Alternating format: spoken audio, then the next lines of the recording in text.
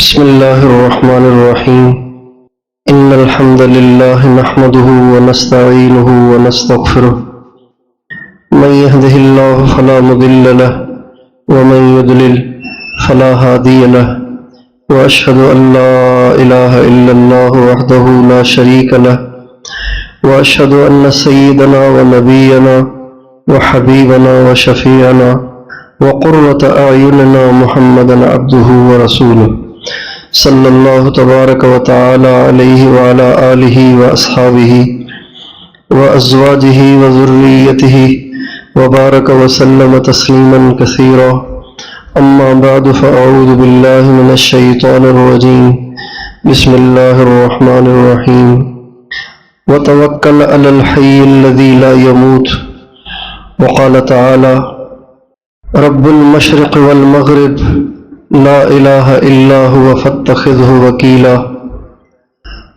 وقال تعالی وعلى اللہ فلیتوکل المتوکلون سبحان ربک رب العزت عما یصفون وسلام علی المرسلین والحمد للہ رب العالمین اللہم صل علی سیدنا محمد وعلى آل سیدنا محمد وبارک وسلم۔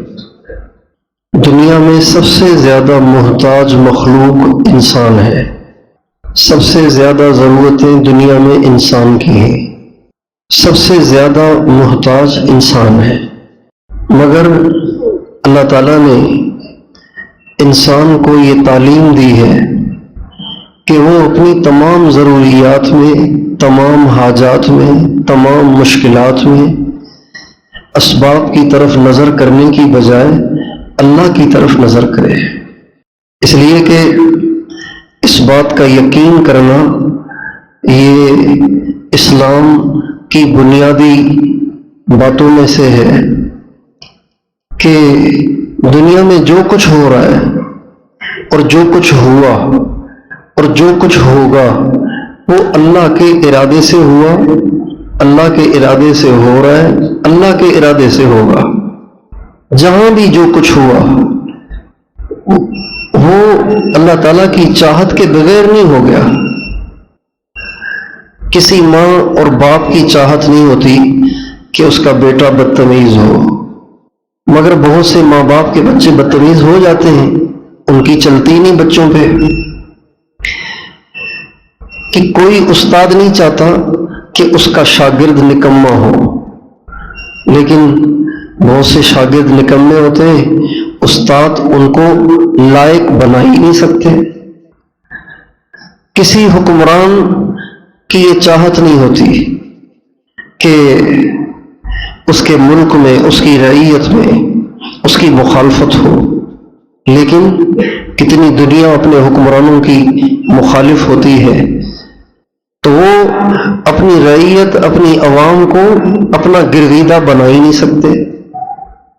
لیکن اللہ کا معاملہ ایسا نہیں ہے کہ اس کے ملک میں اس کی چاہت کے بغیر بھی کچھ ہو جائے، اس کی رعیت میں، اس کی مخلوق میں اس کے ارادے اور اس کی منشا کے بغیر بھی کچھ ہو جائے، ایسے نہیں ہو سکتا۔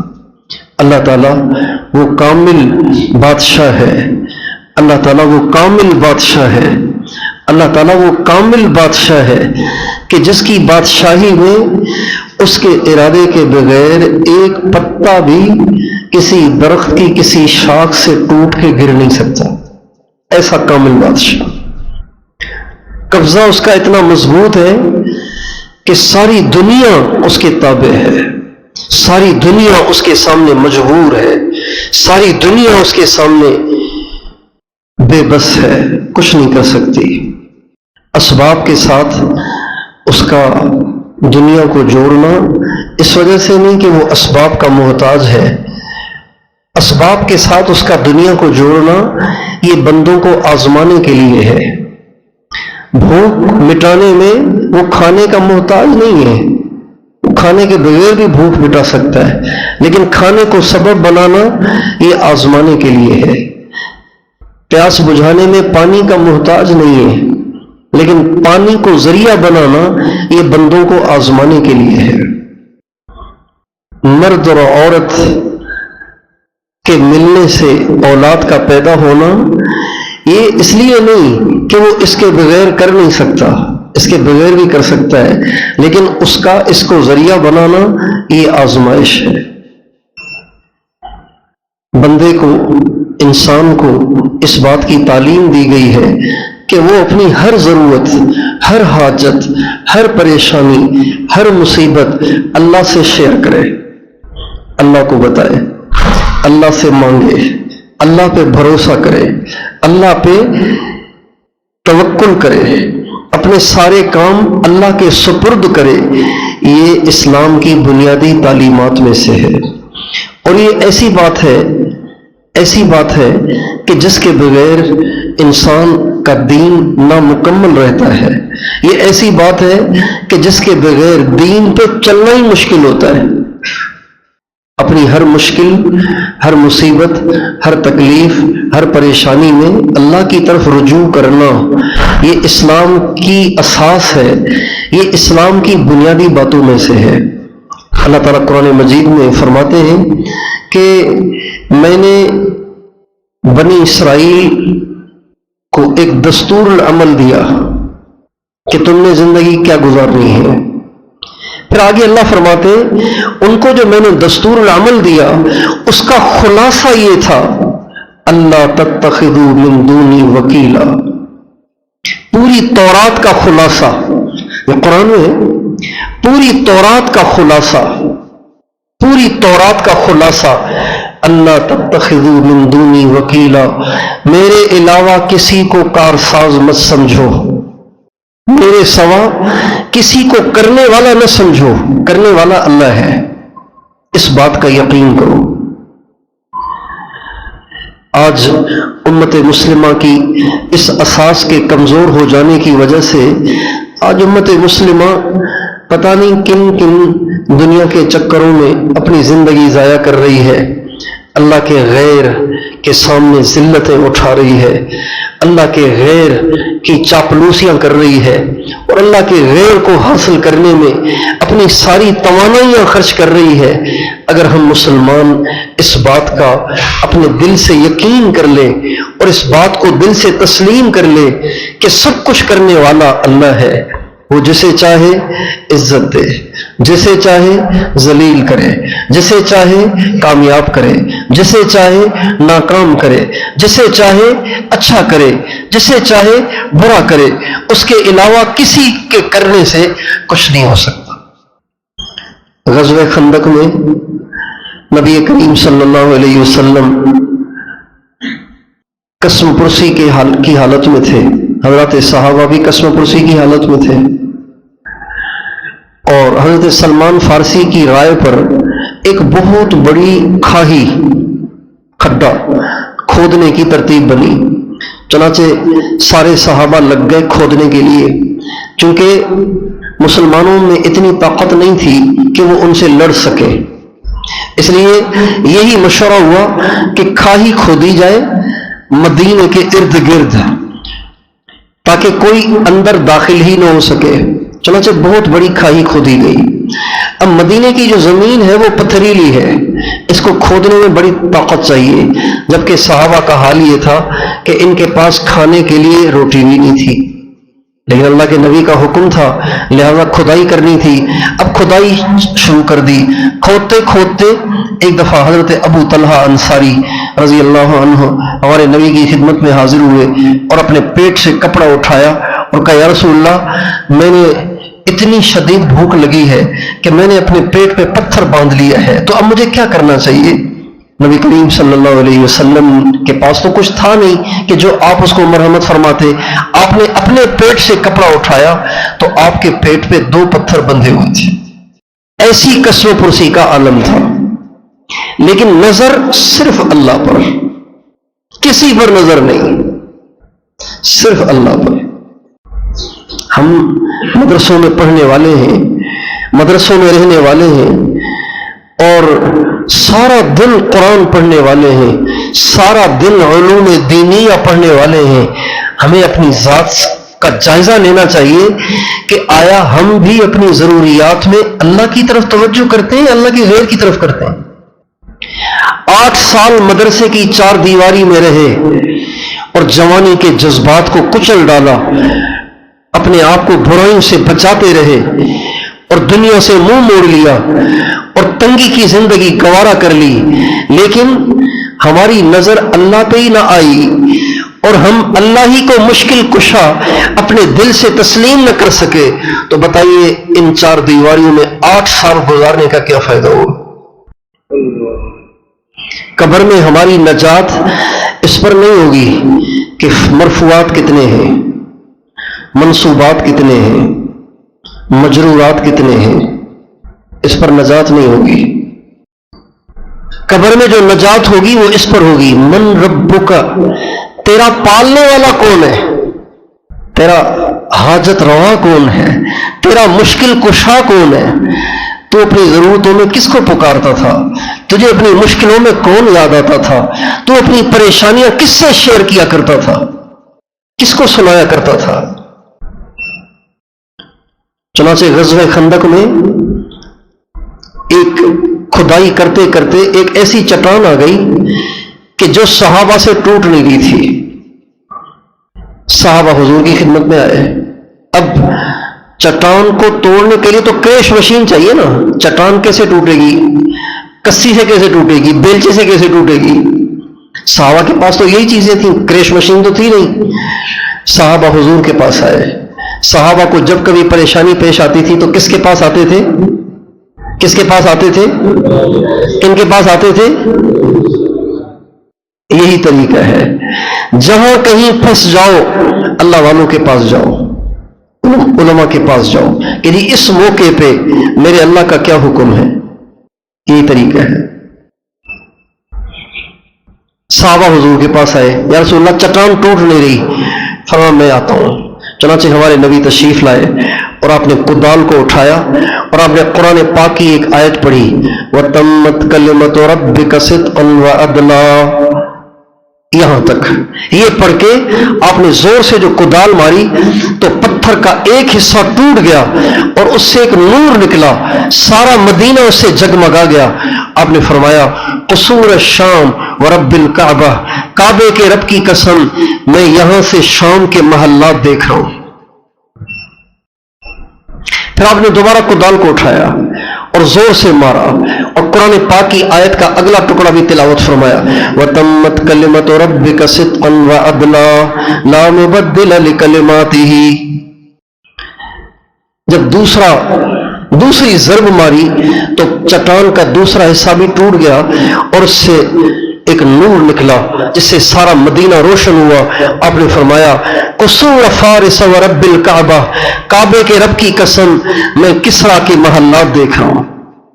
پھر آپ نے کدال کو اٹھایا اور اسی آیت کا اگلا ٹکڑا تلاوت فرمایا، وَتَمَّتْ كَلِمَةُ رَبِّكَ صِدْقًا وَعَدْلًا لَا مُبَدِّلَ لِكَلِمَاتِهِ وَهُوَ السَّمِيعُ الْعَلِيمُ۔ یہ پوری آیت پڑھ کے جو آپ نے چٹان پہ ضرب ماری تو تیسرا حصہ بھی ٹوٹ گیا، اس سے ایک نور نکلا۔ آپ نے فرمایا قصور حیرۃ ورب الکعبہ، کعبے کے رب کی قسم میں ہیرا کے محلات کو یہاں سے دیکھ رہا ہوں۔ اب یہ جب بشارتیں حضرات صحابہ سن رہے تھے تو بہت خوش ہو رہے تھے، تسلی مل رہی تھی، لیکن آپ کے ساتھ ایک ٹولہ اور بھی تھا جو اندر سے آپ کے ساتھ نہیں ہوتا تھا، ان کو منافقین کہتے ہیں۔ ایسے لوگ ہر زمانے میں رہتے ہیں جو ساتھ رہتے ہیں لیکن اندر سے ساتھ نہیں ہوتے۔ جب انہوں نے یہ باتیں سنی تو وہ آپس میں ایک دوسرے کو کونیاں مارنے لگے، مذاق اڑانے لگے، چپکے چپکے مسکرانے لگے اور مسلمانوں کا مذاق اڑانے لگے اور کہنے لگے روٹی تو کھانے کو ہے نہیں اور ان کو شام کے محلات نظر آ رہے ہیں، روٹی تو کھانے کو ہے نہیں، فارس کے محلات ان کو نظر آ رہے ہیں، دیکھو کیسی بہکی بہکی باتیں کر رہے ہیں۔ جب یہ مسلمانوں کا چپکے چپکے مذاق اڑانے لگے اور ایک دوسرے کو کہنیاں مارنے لگے اور آنکھوں میں استہزائی اشارے کرنے لگے تو اللہ تعالیٰ نے حضرت جبریل کو بھیج دیا اور قرآن پاک کی آیتیں اتری. پتہ ہے کون سی آیتیں اتری؟ قل اللہم مالک الملک تؤتی الملک من تشاء وتنزع الملک ممن تشاء وتعز من تشاء وتذل من تشاء. اے میرے نبی ساری دنیا کے انسانوں سے کہو کہ اس ملک کا مالک اللہ ہے. اس ملک کا مالک کون ہے؟ جسے چاہے عزت دے، جسے چاہے ذلیل کرے. تمہیں کیوں ہنسی آ رہی ہے؟ اللہ ان فاقہ کشوں کو کسرا کا بھی مالک بنائے اور روم کا بھی مالک بنائے اور ہیرا کے محلات کا بھی مالک بنائے تو اللہ تو کر سکتا ہے. تو تمہیں ہنسی کس بات پہ آ رہی ہے؟ لیکن آج کم قسمتی سے اس اللہ جو سب کچھ کر سکتا ہے، جس کے ہاتھ میں سب کچھ ہے، جو ساری کائنات کا خالق اور مالک ہے، ساری دنیا کا کار ساز ہے، سب کا حاجت روا اور مشکل کشا ہے، اس کے اپنے ماننے والوں کو اس پہ یقین نہیں ہے. یہ بڑا مسئلہ ہے. اس کے اپنے ماننے والوں کو بھی اس پہ یقین نہیں ہے. اس لیے ہم جن کو لوگ دیندار سمجھتے ہیں، ہماری نظریں بھی دنیا پہ لگی رہتی ہیں، دنیا والوں پہ لگی رہتی ہیں. ہمارے ساتھ بھی مسائل ہو تو ہماری نظریں اللہ کی طرف نہیں جاتی، دنیا داروں کی طرف جاتی ہیں. جبکہ ہمیں اس بات کا حکم ہے کہ ہم ہر حال میں، ہر مصیبت میں، ہر پریشانی میں، ہر دکھ درد میں اپنی توجہ اللہ کی طرف لے جائیں. یہ جتنے طلبہ بیٹھے ہوئے ہیں، ان تمام طلبہ کو طالب علمی کے زمانے سے ہی اپنے آپ کو اس کا عادی بنانا چاہیے کہ جب کبھی بھی کوئی ضرورت آئے تو بجائے گھر والوں سے رابطہ کرنے کے، بجائے اللہ کے غیر کی طرف توجہ لے جانے کے، اللہ سے رابطہ کریں. اللہ سے کہیں یا اللہ پیسے ختم ہو گئے، میں بیمار ہوں، مجھے دوائی چاہیے، دوائی دے یا خود ٹھیک کر دے. یا اللہ تو کرے گا، تیرے ارادے سے ہوگا. آپ لوگ 24 گھنٹے میں جاتے ہیں؟ یا اللہ کل 24 گھنٹے میں جائیں گے، میرے پاس تو پیسے ہی نہیں ہیں تو میری مدد کر. یا اللہ چلنے میں جا رہے ہیں، میرے پاس تو پیسے ہی نہیں ہیں، اب میرے پاس ہے 10,000 روپے اور مفتی صاحب نے مجھے رخ دلوایا ہے بلوچستان کا، تو 10,000 میں تو بلوچستان نہیں جا سکتے. یا اللہ میری مدد کر. ہر ضرورت، ہر حاجت اللہ پاک سے مانگنے کی عادت بنائیں. یہ اللہ کی منشا ہے. یہ بات اللہ کو خوش کرتی ہے، یہ بات اللہ کو بہت اچھی لگتی ہے. جب بندہ اللہ کو پکارتا ہے اللہ کو بہت اچھا لگتا ہے. بلکہ ایک حدیث قدسی میں آتا ہے کہ جب کوئی فرما بردار بندہ اللہ کو پکارتا ہے تو اللہ تعالیٰ اس کا کام نہیں کرتے، اللہ تعالیٰ اس کا کام نہیں کرتے، جلدی نہیں کرتے. جبریل علیہ السلام سے فرماتے لا تقض حاجتہ، ابھی اس کا کام نہ کرنا، فإنی احب ان اسمع صوتہ، اس لیے کہ مجھے اس کا پکارنا اچھا لگ رہا ہے. اور جب کوئی نافرمان اللہ کو پکارتا ہے اللہ تعالیٰ جبریل علیہ السلام سے فرماتے ہیں اس کا کام جلدی کر، اس لیے کہ مجھے اس کی آواز بالکل اچھی نہیں لگتی، تاکہ یہ دفع ہو جائے. اس کا کام جلدی کر تاکہ دفع ہو جائے.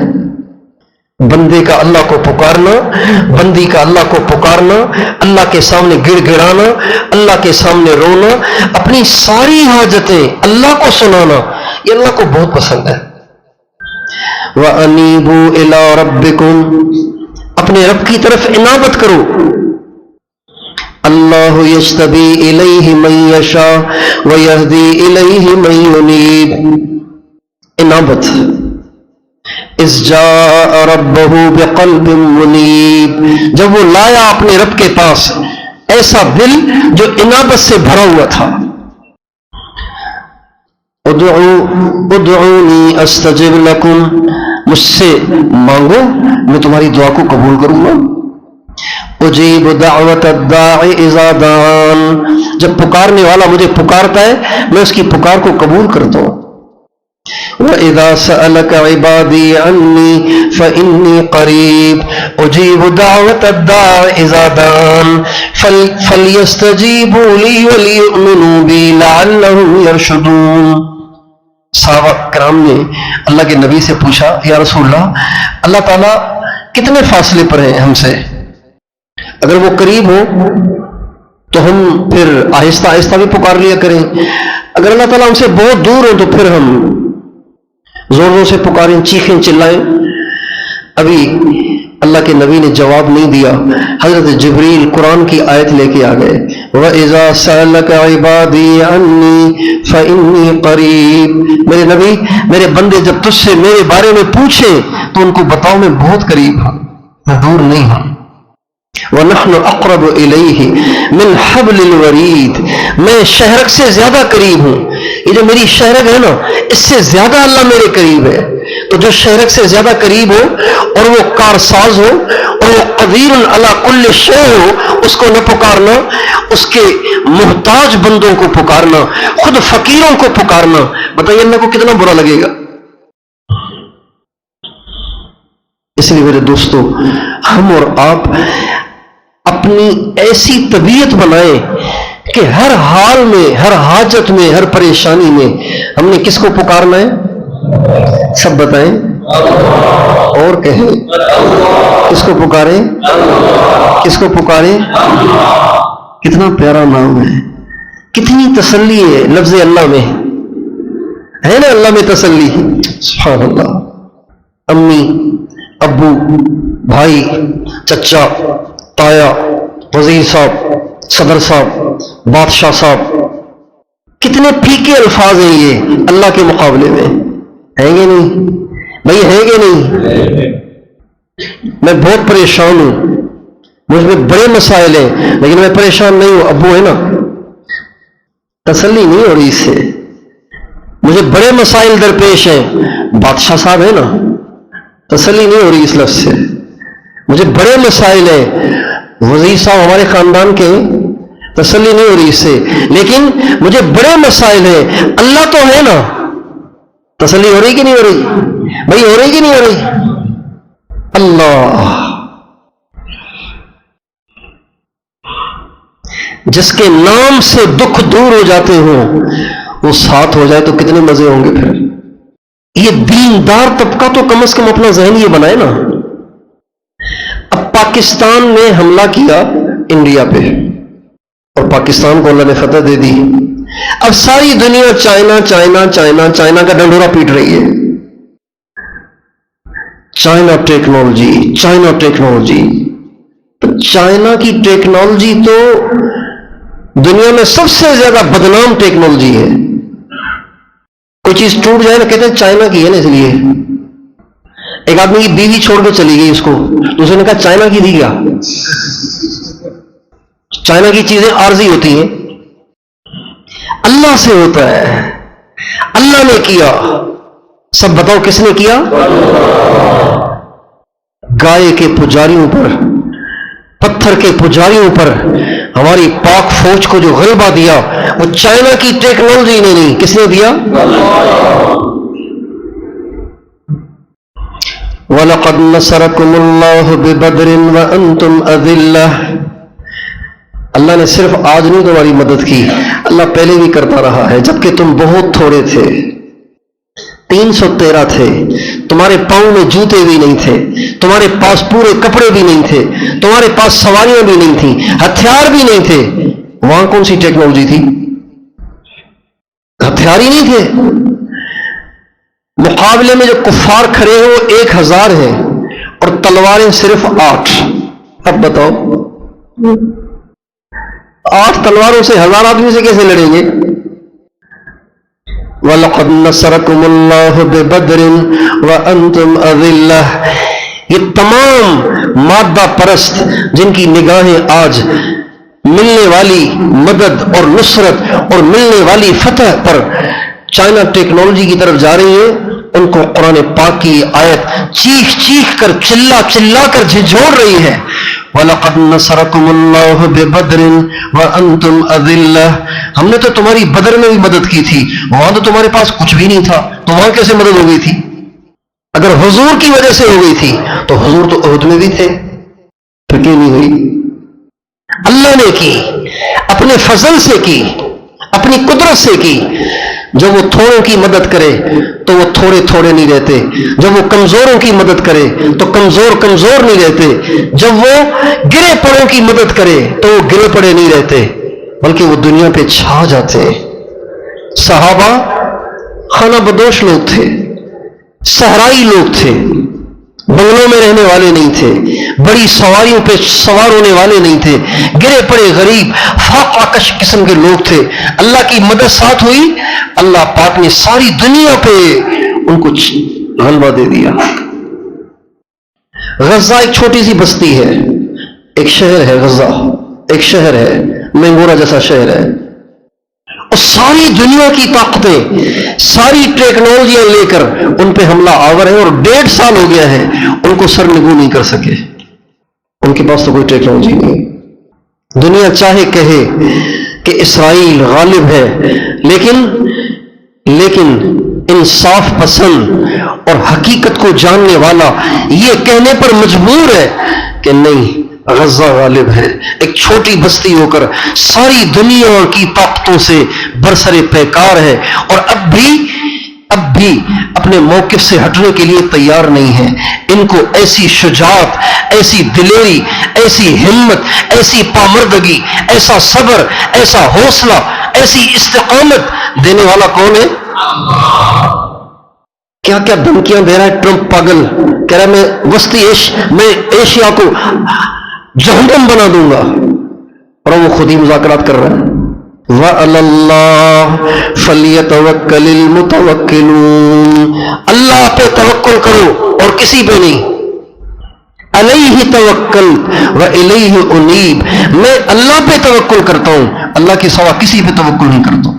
آج اللہ نے ہمارا ساتھ دیا تو ہم فتح یاب ہو گئے، اللہ ہمارا ساتھ چھوڑ دے گا تو یہ ساری چیزیں ہمارے پاس ہوں گی، تب بھی ہم شکست کھا جائیں گے۔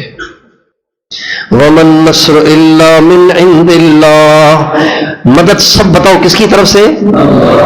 وَمَن نَّصْرُ إِلَّا مِنْ عِنْدِ اللَّهِ، الا کے ساتھ نفی لا کر، الا کے ساتھ کلام کو محصور کر کے اللہ فرما رہے ہیں وَمَن نَّصْرُ إِلَّا مِنْ عِنْدِ اللَّهِ، کسی کی طرف سے مدد نہیں، صرف اللہ کی طرف سے۔ استستغیثون ربکم فاستجاب لکم انی ممدکم بألف من الملائکۃ مردفین وما جعلہ اللہ الا بشرا ولتطمئن قلوبکم بہ وما النصر الا من عند اللہ۔ یہ بدر کے موقع پہ اتری ہیں۔ اے میرے نبی، آپ مدد مانگ رہے تھے، ہم نے آپ کی مدد کے لیے 1000 فرشتے بھیج دیے، اور یہ 1000 فرشتے آپ کی تسلی کے لیے، پھر فرمایا 3000، پھر فرمایا 5000، پھر فرمایا یہ سب تیری تسلی کے لیے، تیرے دل کو خوش کرنے اور تیرا حوصلہ بڑھانے کے لیے، ورنہ میں خود بھی تمہارے ساتھ ہوں۔ اللہ کا شکر ہے، ہماری پاک فوج کی طرف سے جتنے انٹرویوز آ رہے ہیں اور جتنے بیانیے آ رہے ہیں، ان تمام بیانیوں میں سے کسی بیانیے میں یہ نہیں ہے ہم نے یہ کر دیا، ہم نے یہ کر دیا، ہم یوں کر دیں گے۔ اللہ کا شکر ہے، وہ ہر بیانیے میں کہہ رہے ہیں اللہ نے کیا، اللہ نے کیا، اللہ نے کیا، اللہ نے کیا۔ اس کی ہمیں بہت خوشی ہے، اس لیے کہ جب تک مسلمان اپنی ہر بات کو، اپنے ہر کمال کو اللہ کی طرف منسوب کرے گا، اس کا کمال باقی رہے گا۔ اور جس دن اس نے ڈینگے مارنا شروع کر دی اور اس نے بڑے بول بولنا شروع کر دیے، ایک دم اللہ کی مدد ہٹ جائے گی، جیسے غزوہ حنین میں ہٹ گئی تھی۔ غزوہ حنین میں مسلمان کفار سے 3 گنا زیادہ تھے، لیکن چند لوگوں نے بڑا بول دیا، جس کی وجہ سے اللہ کی مدد ہٹی، اور اتنی بڑی مسلمانوں کی تعداد کی تھوڑی تعداد کفار نے اتنی پٹائی کی کہ مسلمان پیٹ پھیر کے بھاگ گئے۔ وَيَوْمَ حُنَيْنٍ إِذْ أَعْجَبَتْكُمْ كَثْرَتُكُمْ فَلَمْ تُغْنِ عَنْكُمْ شَيْئًا وَضَاقَتْ عَلَيْكُمُ الْأَرْضُ بِمَا رَحُبَتْ ثُمَّ وَلَّيْتُمْ مُدْبِرِينَ۔ اللہ تعالیٰ فرماتے ہیں حنین کے دن کو یاد کرو، بڑا بولنا، حنین کے دن کو یاد کرنا، ڈینگے نہ مارنا، بڑی نہ چھوڑنا۔ حنین کے دن کو یاد کرنا جب تم نے کہا تھا ہم بہت زیادہ ہیں، پھر تم زیادہ ہونے کے باوجود بھی تم ہار گئے تھے، زمین تم پہ تنگ ہو گئی تھی اور تم پیٹ پھیر کے میرے نبی کو تنہا چھوڑ کے بھاگ گئے تھے۔ اس لیے کبھی اللہ کے کسی غیر سے متاثر نہیں ہونا، کبھی اللہ کے غیر سے نہیں مانگنا، کبھی اللہ کے غیر پہ بھروسہ نہیں کرنا، کبھی اللہ کے غیر سے امید نہیں لگانی، امیدیں اللہ سے لگانی ہے، یا اللہ تو ہی کرے گا۔ تیرے ہاتھ میں ہے، ساری دنیا تو تیرے قبضے میں ہے، فتح تیرے ہاتھ میں، شکست تیرے ہاتھ میں، رفت تیرے ہاتھ میں، پستی تیرے ہاتھ میں۔ یہ وہ سبق ہے جو ہمیں پیدا ہوتے ہی سکھایا جاتا ہے۔ کب سکھایا جاتا ہے؟ بولیے۔ جب ہم پیدا ہوتے ہیں ہمارے کان میں اذان دی جاتی ہے نا، اذان دی جاتی ہے، تو دو جملے ایسے ہیں جو ہمارے کان میں کثرت سے کہے جاتے ہیں، اور بھی جملے کہے جاتے ہیں لیکن ان کی تعداد اور جملوں سے زیادہ ہے۔ ایک تو اللہ اکبر کا 6 دفعہ تکرار کیا جاتا ہے، 4 دفعہ پہلے، 2 دفعہ آخر میں، بچے کے کان میں، 6 دفعہ ادھر 6 دفعہ ادھر، 12 دفعہ۔ اور دوسرا جملہ جس کا تکرار کیا جاتا ہے وہ ہے لا الہ الا اللہ، 2 دفعہ شہادتین میں، شہادت میں، اور 1 دفعہ آخر میں۔ ہماری اذان کی انتہا لا الہ الا اللہ پر ہے، ہماری اذان کی ابتدا اللہ اکبر اور اشہد ان لا الہ الا اللہ سے ہے۔ تو گویا مسلمان کی انتہا اور ابتدا اللہ ہی اللہ ہے۔ مسلمان کی ابتدا اور انتہا کیا ہے؟ اللہ ہی اللہ۔ اللہ، مسلمان اللہ کے سوا کسی کو نہیں جانتا، اللہ کی وجہ سے حضور کو جانتا ہے، اور حضور کی وجہ سے حضور کے اہل بیت اور صحابہ اور حضور کے ماننے والوں کو جانتا ہے، ورنہ وہ اللہ کے سوا کسی کو جانتا ہی نہیں، اس کو کسی کا تعارف ہی نہیں کرایا گیا۔ اللہ سب سے بڑا ہے، اسی کے ہاتھ میں سب کچھ ہے، اسی سے ہمیں مانگنا ہے، اسی کے سامنے رونا گڑ گڑانا ہے۔ اور آپ دیکھیں کہ جن بڑے لوگوں سے ہمارے کام پڑتے ہیں، جن بڑے لوگوں نے ہمارے کام پڑتے ہیں، ان سے ملنا مشکل ہوتا ہے آسان ہوتا ہے؟ سب بتائیے۔ جن بڑے لوگوں کے ساتھ ہمارے کام پڑتے ہیں، جن بڑے لوگوں سے ہماری حاجات وابستہ ہوتی ہیں، ان سب سے ملنا کتنا مشکل ہے، ان کو اپنا مسئلہ سنانا کتنا مشکل ہے۔ اور اللہ سب سے بڑا اور حقیقی کارساز اور مشکل کشا، لیکن ملنا سب سے آسان۔ سر جھکاؤ، ملاقات ہو جائے گی، اس کو پکارو، ملاقات شروع ہے، اللہ اکبر کہہ کے کھڑے ہو جاؤ، ملاقات شروع ہو گئی، بشرطے کہ یقین ہو، بشرطے کہ یقین ہو، بشرطے کہ اس بات کا شعور ہو کہ میری اللہ پاک سے ملاقات ہو رہی ہے، اللہ سے ملاقات ہو رہی ہے۔ نمازی کے سامنے سے گزر جانا گناہ ہے، کیوں؟ اس نے نمازی کو کوئی تھپڑ مارا ہے یا کوئی مکہ مارا ہے، کیا کیا ہے؟ نمازی کو سامنے سے گزر گیا ہے، تو کون سا جرم کیا اس نے؟ لیکن اس لیے جرم ہے کہ وہ اللہ کے ساتھ ملاقات کر رہا ہے، آپ خام خواہ بیچ میں خلل ڈال رہے ہیں، ڈسٹرب کر رہے ہیں اس کو، کیونکہ سامنے سے جب گزرے گا کوئی تو ڈسٹرب ہوگا نا اگلا۔ اس لیے جرم ہے کہ وہ اللہ سے مل رہا ہے۔ جب نمازی نماز پڑھ کے ختم کرتا ہے تو نماز کیسے ختم کرتا ہے؟ السلام علیکم ورحمۃ اللہ، السلام علیکم ورحمۃ اللہ۔ بھائی سلام کیوں کر رہے ہیں؟ سلام تو کہیں سے آتا ہے تو آدمی کرتا ہے نا۔ آپ تو یہیں بیٹھے تھے، دونوں نے ساتھ ساتھ بیٹھ کے نماز پڑھی ہے، آپ کوئی باہر سے آ رہے ہیں کیا کہ آپ سلام کر رہے ہیں؟ ہاں باہر سے آ رہا ہوں، میں اللہ سے ملنے گیا ہوا تھا، ابھی سلام کر رہا ہوں کہ میں آ گیا ہوں، السلام علیکم، میں آ گیا ہوں، اللہ کے پاس گیا ہوا تھا میں۔ المصلی یناجی ربہ، ہمارے نبی کا ارشاد ہے نمازی اللہ پاک سے خصوصی ملاقات کرتا ہے۔ یناجی کا معنی ہے خصوصی ملاقات، ایک عمومی ملاقات جیسے ہماری ہو رہی ہے، اجتماعی ملاقات، آپ مجھے دیکھ رہے ہیں میں آپ کو دیکھ رہا ہوں، یہ اجتماعی ملاقات ہے۔ ایک خصوصی ملاقات، مفتی صاحب مجھے کسی کمرے میں بٹھا دیں پھر ایک آدمی کو اندر بھیجیں، بھائی جاؤ جا کے اپنا مسئلہ سناؤ، یہ ہے خصوصی ملاقات۔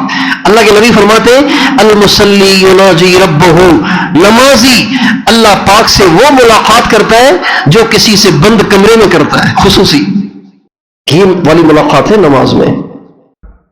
آپ علیہ السلام کا ارشاد ہے جب تک نمازی نماز میں کھڑا رہتا ہے، جب تک کہ وہ کھانسے نہیں، جب تک کہ اس کی نظر دائیں بائیں نہ جائے، اللہ پاک پوری طرح اس کی طرف توجہ فرماتے ہیں، اور جب وہ کھانستا ہے دائیں بائیں اس کی نظر دیکھ رہی ہوتی ہے تو اللہ تعالیٰ اپنی توجہ وہاں سے ہٹا لیتے ہیں۔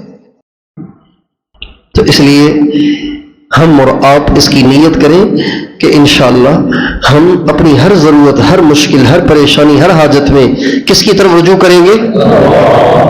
کسی سے مت کہا کریں.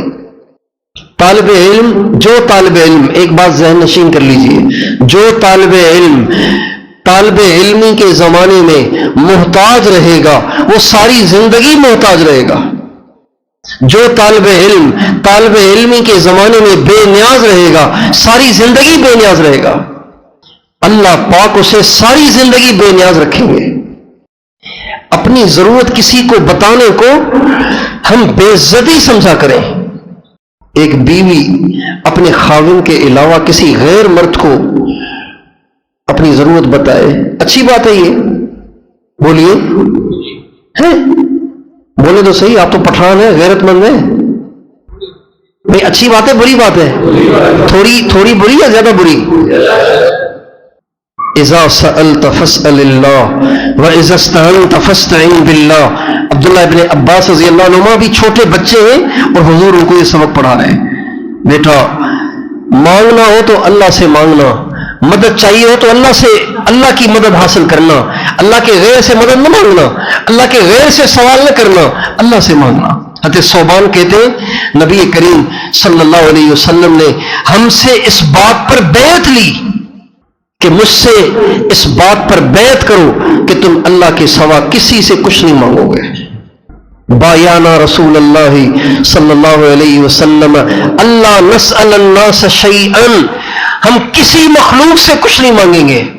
اس پہ اللہ کے نبی نے ہم سے بیعت لی. چنانچہ راوی کہتے ہیں حضرت صوبان رضی اللہ تعالیٰ عنہ اپنی آخری عمر تک کبھی کسی سے کچھ نہیں مانگتے تھے. اگر اونٹنی پہ بیٹھے ہوتے اور اونٹ کھڑا ہوتا اور ہاتھ سے ان کے کوڑا گر جاتا تو وہ کسی کو کہتے نہیں تھے بھئی یہ کوڑا تو پکڑانا، اب اونٹ کا بیٹھنا کو آسان تھوڑی ہوتا ہے، اونٹ کا بٹھانا تو مشکل ہوتا ہے. فرماتے اونٹ کو بٹھاتے، پھر اونٹ سے خود اترتے اور خود اتر کے خود وہ کوڑا اٹھاتے اور پھر سواری کرتے، کسی سے کہتے نہیں تھے. اور یہ جو اللہ پاک پہ یقین اور بھروسہ اور ہر ضرورت ہر حاجت اللہ سے مانگنے کا جو جذبہ بنتا ہے نا، وہ بنتا ہے انفرادی دعوت سے. کس سے بنتا ہے؟ جتنی آپ انفرادی دعوت دیں گے نا اتنا زیادہ آپ کا یہ جذبہ بنے گا. جتنی زیادہ دفعہ آپ اپنی زبان سے اس بات کو کہیں گے کہ اللہ سے مانگیں گے کسی سے نہیں مانگیں گے، اللہ سے کہیں گے کسی سے نہیں کہیں گے، اللہ سے ہوتا ہے کسی سے نہیں ہوتا، اللہ حاجت روا، اللہ مشکل کشا، اللہ کارساز ہے. اور اللہ کرتا ہے جب اسباب کے دروازے بند ہو جاتے ہیں اور پھر بھی بندے کی نگاہ اللہ پاک کی ذات پہ ٹکی رہتی ہے نا، اللہ ضرور کرتا ہے. پھر ہاں جو ادھر ادھر جھانکتا ہو اللہ اس کی مدد نہیں کرتے. اللہ سے بھی مانگ رہا ہے اور یہ بھی سوچ رہا ہے کہ اللہ کرے آج ہی امی کا فون آ جائے نا، اللہ کرے آج ہی ابو کا فون آ جائے نا. اللہ سے بھی مانگ رہا ہے اور یہ بھی سوچ رہا ہے آج ہی ابو پیسے بھیج دینا. پھر اللہ مدد نہیں کریں گے. اللہ تب مدد کرتے جب ساری دنیا سے امیدیں کاٹ کے اللہ سے مانگا جائے. ہمارے بزرگ تھے مولانا ظاہر شاہ صاحب رحمۃ اللہ علیہ، فرماتے تھے ساری دنیا سے کاٹ کے جب اللہ سے مانگو گے نا، امیدیں کاٹ کے اللہ سے مانگو گے، پھر اللہ ضرور سنتا ہے. وآخر دعوانا ان الحمد للہ رب العالمین.